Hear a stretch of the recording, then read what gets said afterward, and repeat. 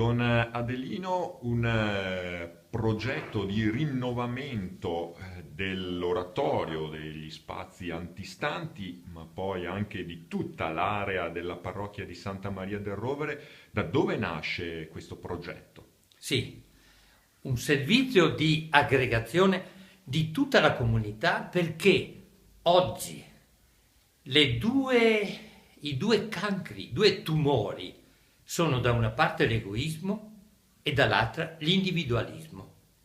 Oggi viviamo sotto l'egida del chi pensa per sé, pensa per tre. Noi vogliamo rompere questo slogan per creare veramente un luogo di incontro, di amicizia e soprattutto di un'amicizia che si apra anche all'altro con la maiuscola, perché è da quella fonte che impariamo la solidarietà e l'aiuto reciproco.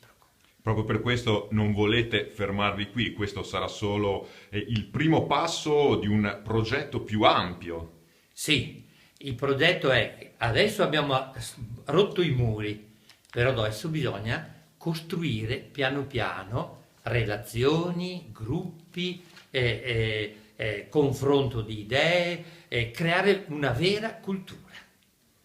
E su questa idea portata avanti dalla parrocchia ha trovato la collaborazione di molti parrocchiani e non solo.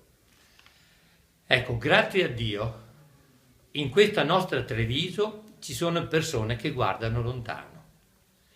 Ho cercato di aggregarmi a queste persone che, riconoscenti di ciò che hanno ricevuto, sanno guardare lontano, oltre i muri, per creare una generazione di persone solidali e capaci di costruire il nuovo, capaci di inventare qualcosa che dia benessere, gioia e pace a questa città.